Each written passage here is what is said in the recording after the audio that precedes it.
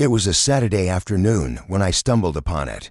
The sunlight streamed through the dusty garage window, casting long shadows on the floor as I rummaged through my wife's car, searching for the phone charger she always claimed was hidden. Somewhere in the glove compartment, papers, receipts mostly from Starbucks, and an empty gum wrapper were scattered around. Nothing that caught my attention, but then, tucked away beneath the passenger seat, I saw it. A used condom. At first, I couldn't quite process what I was looking at. My brain stalled, refusing to connect the dots. Maybe it wasn't what I thought. Maybe it wasn't hers. I hesitated, my hands shaking as I picked it up with a tissue, holding it at arm's length as if it were toxic. My chest tightened, and for a moment, I couldn't breathe.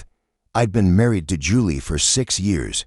She was the love of my life, my partner in everything, the woman who could turn the darkest days into something bearable with a laugh or a touch. She was my everything, or so I had thought. But in that instant, something inside me froze, as if the entire world had shifted. My stomach churned. My heart hammered in my chest. I felt the walls closing in on me. I walked back into the house, my vision blurring with a cocktail of rage, disbelief, and confusion.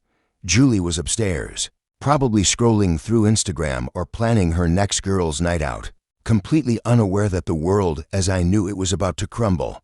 I didn't confront her immediately. Instead, I made my way to the kitchen, grabbing a glass of water to steady myself. I needed time to think, to piece it all together. The late nights at work, the cryptic text messages she'd swipe away when I entered the room, the new lingerie she had bought but never worn for me. Slowly, it all clicked together like a puzzle, each piece more painful than the last. I sat at the table, staring at the damning evidence on the counter, the tissue still wrapped around it. My hands trembled. A cold, raw sting of betrayal cut through me, making my eyes burn not with tears, but with the sharpness of what I had just uncovered. When Julie finally came downstairs, I had already made up my mind. "Hey, babe," she said, cheerfully, her voice light as she grabbed a water bottle from the fridge. "What's up?" I looked at her, really looked at her, like I hadn't in months. Her hair was pulled back in a messy bun, and she wore an old college sweatshirt. She looked so normal, so unassuming, it made my stomach turn. "We need to talk," I said, my voice tight, my hands gripping the edge of the table. Fists clenched so hard my knuckles ached. She turned, eyebrows raised, her expression curious but not concerned. "Okay, what's going on?" I gestured to the counter.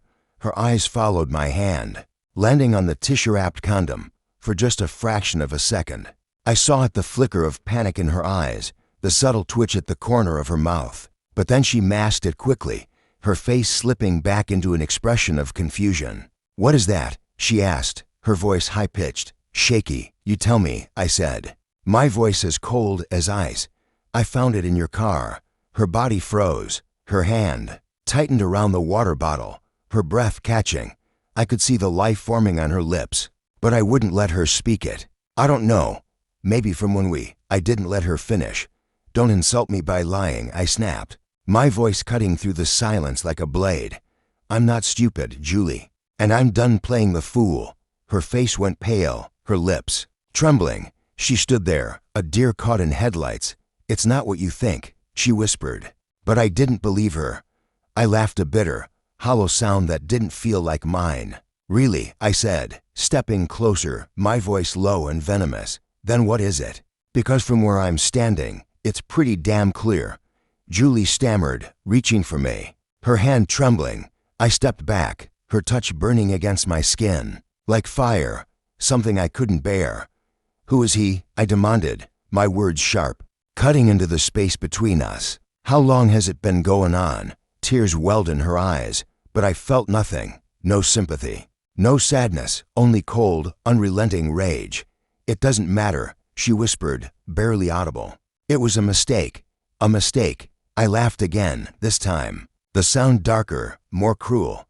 "You don't trip and fall into someone else's bed, Julie. This wasn't a mistake. It was a choice, and now I'm making mine." I turned and walked away, leaving her there, standing in the kitchen, calling my name. I went upstairs, my mind racing. I wasn't just going to leave. I wasn't going to give her the satisfaction of a clean break, of walking away without consequences. No, she needed to understand the full weight of what she'd done. She needed to feel it, to experience a fraction of the betrayal she had inflicted on me. For the next 3 hours, I packed her things, every article of clothing, every pair of shoes, every piece of jewelry I had ever bought her. I stuffed into garbage bags. I didn't care about folding or organizing.